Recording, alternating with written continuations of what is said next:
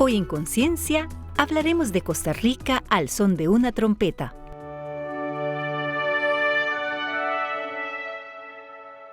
La trompeta es un instrumento de viento hecho de metal, caracterizado por su sonido brillante y potente. Es el instrumento de viento más conocido en todo el mundo y se le puede escuchar tanto en la música clásica como en la cultura popular.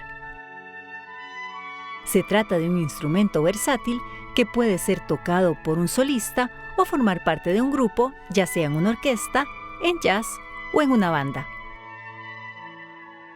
En nuestro país, el desarrollo de este instrumento ha sido lento pero constante, y el creciente éxito alcanzado por trompetistas nacionales ha impulsado este auge. Tal es el caso de nuestro invitado, embajador cultural de Costa Rica, artista Yamaha para América Latina y un referente de la trompeta en el continente. Hoy nos acompaña el máster Alexis Morales Barrientos, docente e investigador de la sede del Caribe de la Universidad de Costa Rica y músico trompetista.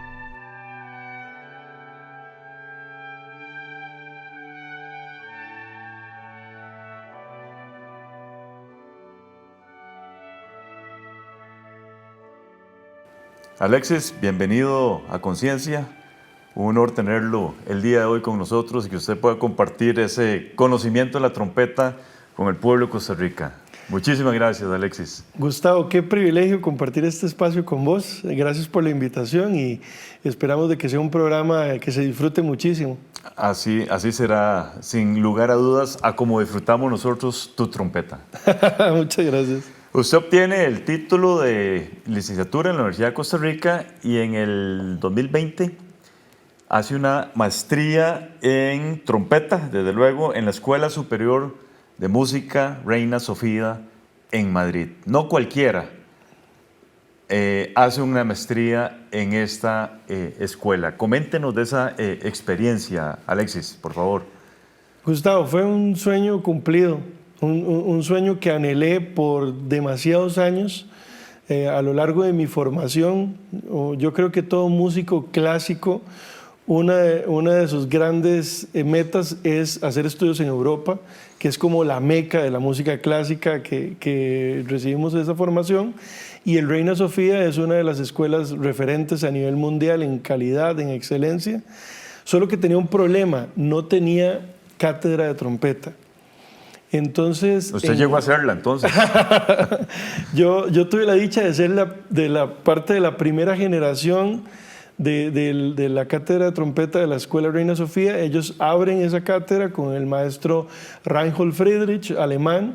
Yo soñaba en realidad estudiar con Reinhold, pero él solo daba clases en Alemania.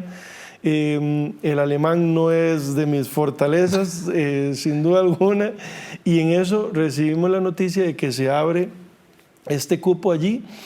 De hecho, a mí me escribe el otro profesor asistente, Manuel Blanco, para que yo le recomiende gente para ir a estudiar a la escuela.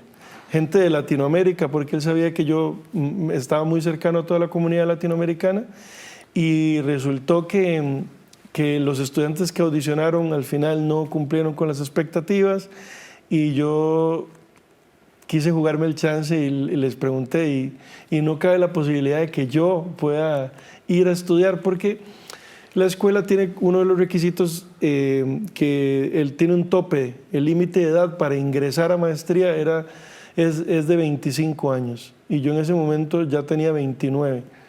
Y entonces hice la consulta, analizaron la propuesta y me dijeron, audicione, si pasa, hacemos un levantamiento de requisito. Y así es como termino en una de las escuelas más importantes del mundo, estudiando con el maestro que toda la vida había soñado estudiar y viviendo una experiencia que me marcó y me cambió a nivel humano y a nivel artístico y profesional. Extraordinario, Alexis.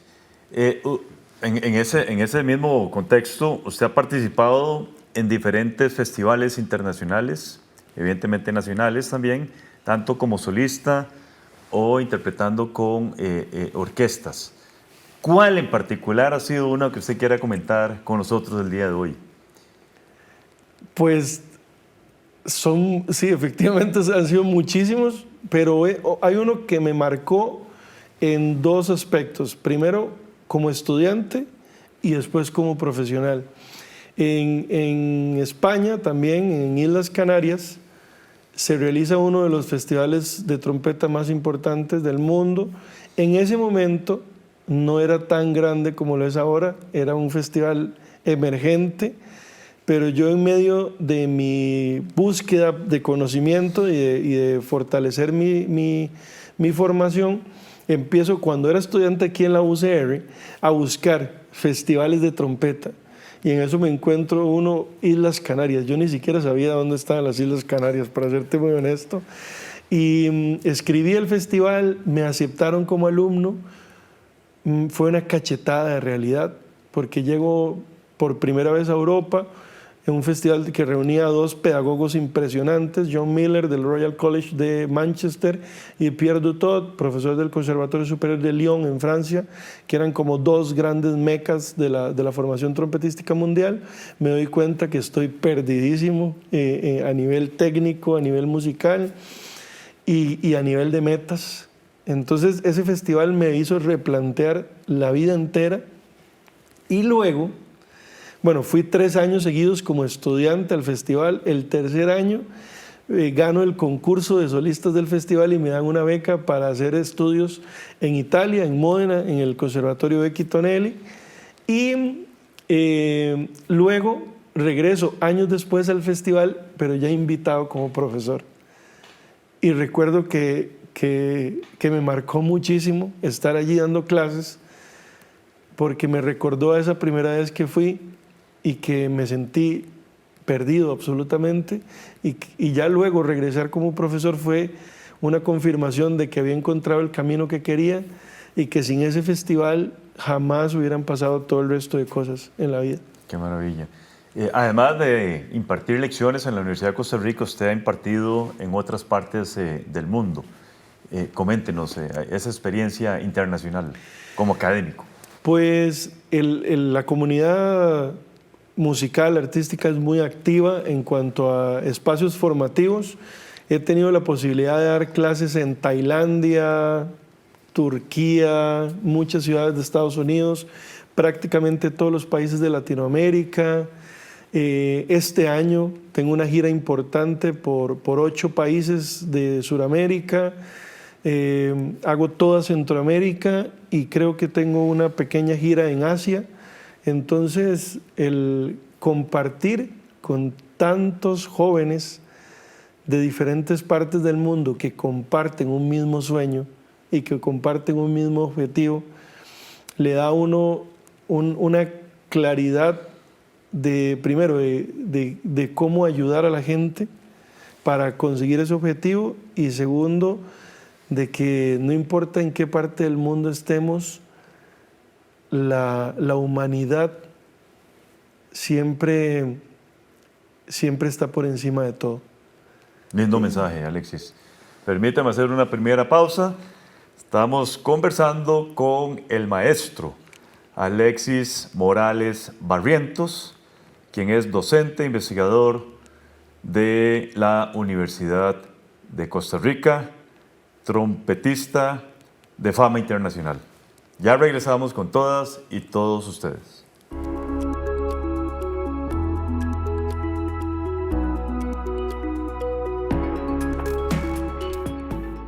Alexis Morales es uno de los 20 trompetistas de todo el mundo que conforma el selecto grupo de directivos del Gremio Internacional de Trompetistas, la entidad global más relevante de la trompeta.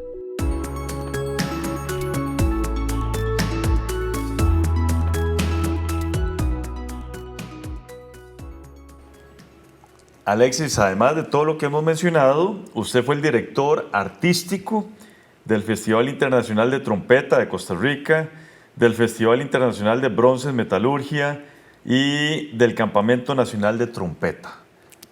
Coméntenos de esas 3 actividades que desde luego tienen mucha relevancia en el campo de ustedes. Pues Gustavo, tratando de ser consecuente con lo que yo viví como estudiante, en donde me tocó hacer inversión enorme de recursos, andar pidiendo de ventanilla en ventanilla apoyo para poder ir al extranjero a formarme, apoyado de este tipo de espacios formativos.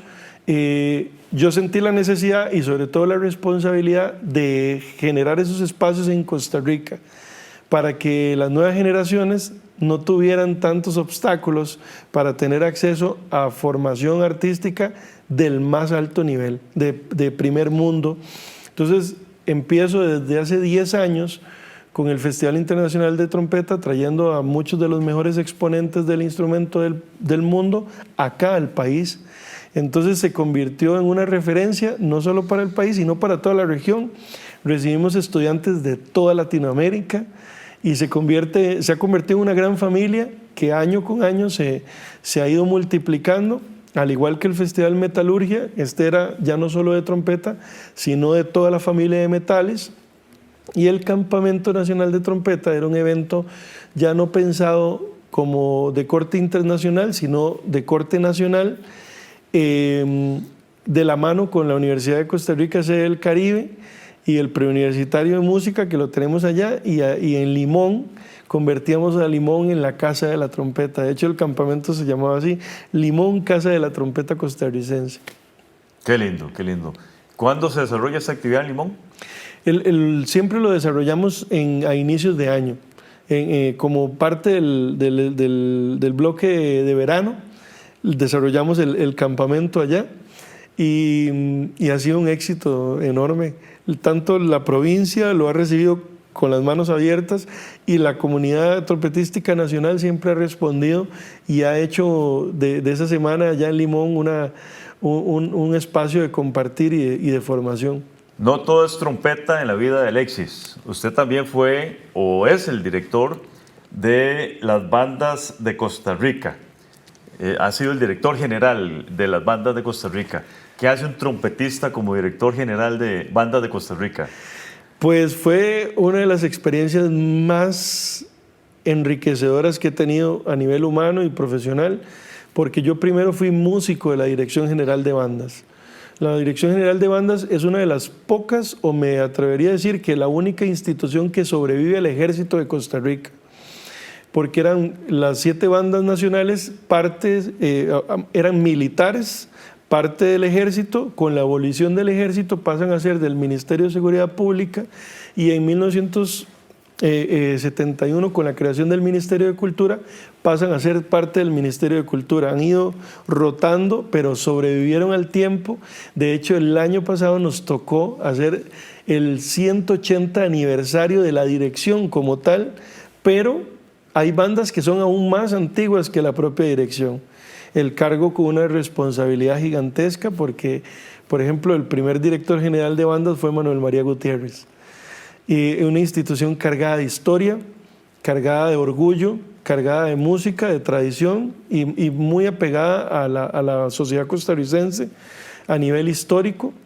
Y para mí fue un privilegio enorme haber sido director general de una institución única en el mundo. Benemérita de la Patria. Benemérita de la Patria, y también embajadores culturales de la República a través de Esencial Costa Rica. Creo que todo costarricense debe poner los ojos sobre esta institución, porque somos el único país del mundo que cuenta con una red gubernamental de bandas sinfónicas profesionales que da servicios de manera gratuita a la población. Visitan escuelas, hogares de ancianos, colegios, parques de las comunidades, tienen una temporada estable en ciertos puntos estratégicos de cada provincia, y todos los conciertos son absolutamente gratuitos. Y en el 2025, para seguir esa línea que no todo es trompeta, asume la Dirección General del Sistema Nacional de Educación Musical, lo que conocemos como CINEM, que tiene un extraordinario alcance, 4.000 estudiantes, si la memoria no me falla. Sí, y usted es el actual director. Pues sí, bueno, estuve en el cargo hasta finales del año pasado, porque volví a la universidad, el alma mater siempre jala.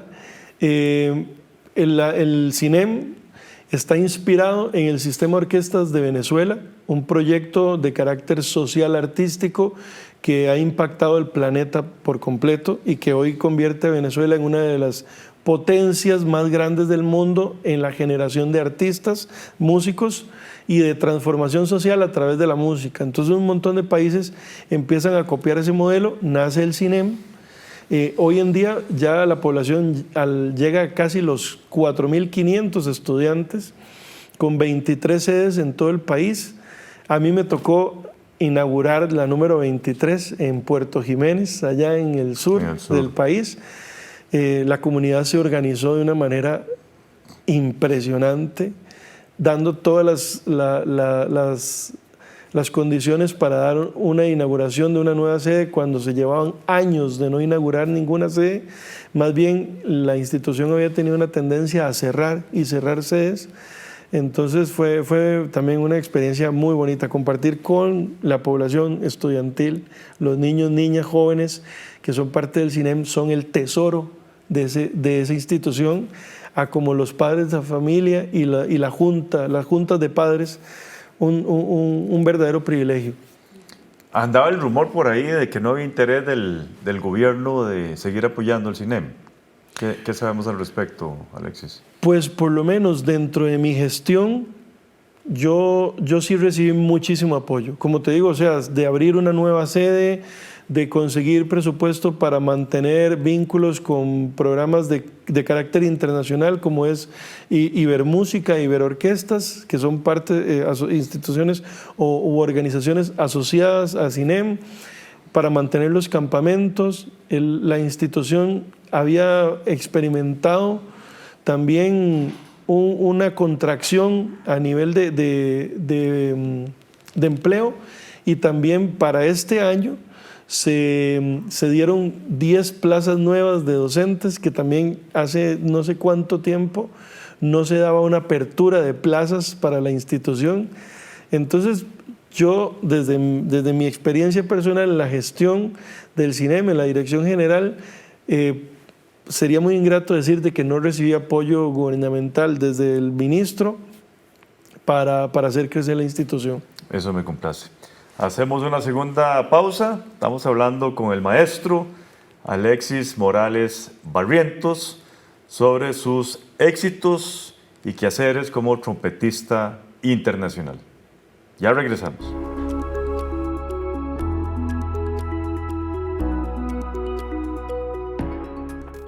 La trompeta se utiliza en distintas culturas y géneros musicales como el jazz, los mariachis, la música latinoamericana y la música popular.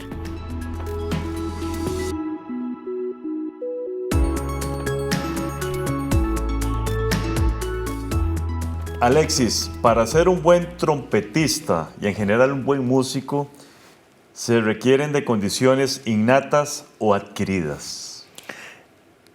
Pues se puede desde ambas realidades. Es una combinación de disciplina y talento. Sí, o sea, es más fácil cuando tenés talento, es muchísimo más fácil, pero hay casos en donde más allá del talento va sobre todo el entorno en el que creces. Entonces, por ejemplo, a mí me pasó algo muy particular, que en mi casa nunca se escuchaba música, ni había ningún músico en mi familia. No había herencia por ningún lado. Por ningún lado. Entonces, cuando yo estuve en una escuela primaria de una zona muy rural, que no había clases de música, por supuesto, empecé a tener clases de música hasta que llegué al colegio y era muy escueto aquello. Entonces, cuando empecé a tener contacto directo ya con una formación musical específica, ya yo estaba sordo. Mi oído estaba totalmente obsoleto, no tenía afinidad, era muy torpe musicalmente hablando. Entonces, pero sí tenía todas las ganas del mundo. Vivir y experimentar la música en carne propia despertó ese deseo de querer hacerlo a toda costa. Y entonces me tocó trabajar extra. Entonces, por eso es que te digo, yo a veces veía compañeros que eran sumamente talentosos, que se veía que venían de una formación envidiable, de un entorno óptimo, toda su familia músicos, etcétera, etcétera, casi que era hereditario, y que tal vez lo que yo conseguía en una semana, ellos lo conseguían en un día. Entonces era muy doloroso, era muchas veces súper frustrante. Yo decía, Dios, la pregunta que uno se hace muchas veces, ¿será que yo nací para esto? ¿Será que tengo lo suficiente para poder llegar o no llegar? Entonces aquí es donde viene, creo yo, la parte más importante en desarrollar cualquier carrera, especialmente una carrera artística, que es el paquete emocional que vos tenés como ser humano para poder llegar a cumplir los objetivos que querés. Porque si vos no tenés una alta tolerancia al dolor emocional, si no tenés un nivel alto de confianza, de autoestima, de resiliencia, o sea, te vas a quedar en el camino. O sea, es muy probable que uno se quede en el camino porque se pasan por un montón de experiencias, uno está constantemente cercano al fracaso. Uno hace muchísimas audiciones en donde pierde. Tenés un montón de exámenes de conciertos donde te va mal, donde salís mal y aparte... Y frustrado. Sí, claro, y expuesto públicamente. Claro. Todo el mundo se da cuenta y escucha que te fue mal y entonces empezás a cuestionarte tantas cosas. Entonces, si no es por esa parte emocional y lógicamente la constancia y la buena información, uno no llega. No sale adelante. Entonces, porque también he visto mucha gente inmensamente talentosa que no tenía esas condiciones intelectuales y emocionales que nunca llegaron a buen puerto. Exacto. Entonces siempre yo lo veo como un banco de 3 patas. Siempre lo digo a mis estudiantes. Banco de 3 patas, ¿por qué? Porque si falta una se caen, que es la parte musical, talento innato, todo lo que desarrolles, la parte intelectual y la parte emocional. Uno cuando se está formando para ser músico tiene que formarse en esas 3 áreas de manera equitativa e integral, porque si no, no llega. Barroquísimo. Entiendo que es el primer disco de música barroca grabado en Costa Rica. No, bueno, no de música barroca en general, porque ya se han hecho un montón de producciones, pero sí de trompeta. De trompeta sí barroca. Ajá, de trompeta en el repertorio barroco. ¿Por qué? Porque se necesitan muchísimas condiciones para poder hacer un disco de esta naturaleza. Por ejemplo, para ser súper puntual, este disco es grabado de trompeta y órgano tubular. Y Costa Rica en este momento solo tiene 2 órganos tubulares funcionales, que es el de la Catedral Metropolitana y el de la Iglesia de Grecia. Y también el país carece de organistas profesionales dedicados a esto tiempo completo. Entonces era casi un milagro sacar el proyecto adelante, pero contacté a un talentoso organista mexicano, organista de la Catedral Metropolitana de México. Lo invité a Costa Rica a grabar este proyecto. Lo grabamos en la Iglesia de Grecia, que tiene un órgano, un Walker, en perfectas condiciones, y lo grabamos en la madrugada. No puede ser. Porque en la Iglesia de Grecia, en el puro centro, la cantidad de ruido de los carros, de la vida de cotidiana. Entonces, para poder hacer la grabación necesitábamos silencio. Entonces, le pedimos permiso al padre, el padre increíble, maravilloso. Entonces, entrábamos a grabar a medianoche y terminábamos a las 3 de la mañana. Así durante 4 días seguidos grabamos el disco, y un proyecto sumamente atípico, repertorio europeo, barroco, muy en el imaginario eurocentrista, pero grabado por intérpretes latinoamericanos, grabado en Latinoamérica, y toda la producción también es hecha acá. Qué maravilla. Nos quedan 30 segundos. ¿Hay suficiente talento de trompetistas en Costa Rica? Costa Rica es una potencia latinoamericana de la trompeta. ha sacado a una cantidad de trompetistas enorme. José Cibaja, solista mundial, Ernesto Núñez, trompetista Juan Luis Guerra, Edgar Campos, trompetista radicado en Chicago. Bueno, una cantidad de trompetistas para ser un país tan pequeño que han marcado muchísimo. Luis Miguel Araya, Juan Carlos Mesa, no sé, tantas referencias que hay, y sobre todo una generación que viene que va a dar mucho de qué hablar. Excelente. Alexis, muchísimas gracias. Más éxitos internacionales y nacionales para usted. A vos, Gustavo, y a todo el canal. Gracias. Gracias también a todas y todos ustedes. Continúen con la programación de Canal 15 UCR, no sin antes ver nuestra sección Conceptos. Hola, nos encontramos de nuevo en este segmento que hemos llamado Conceptos. Soy Catalina Lao y voy a definir lo que se dijo aquí. Hacer estudios en Europa, que es como la meca de la música clásica La Meca es la ciudad sagrada del Islam, ubicada en Arabia Saudita. Es el lugar de nacimiento del profeta Mahoma y alberga la Kaaba, el santuario hacia el cual los musulmanes de todo el mundo dirigen sus oraciones diarias. La expresión La Meca significa el lugar o el centro principal que atrae a una gran cantidad de personas interesadas en una actividad, industria o afición específica. El investigador usa este concepto como una analogía al comparar a Europa, referente de la educación musical, principalmente la música clásica, con este lugar sagrado para los musulmanes. Pero también la persona invitada dijo esto. Porque volví a la universidad, el alma mater siempre jala.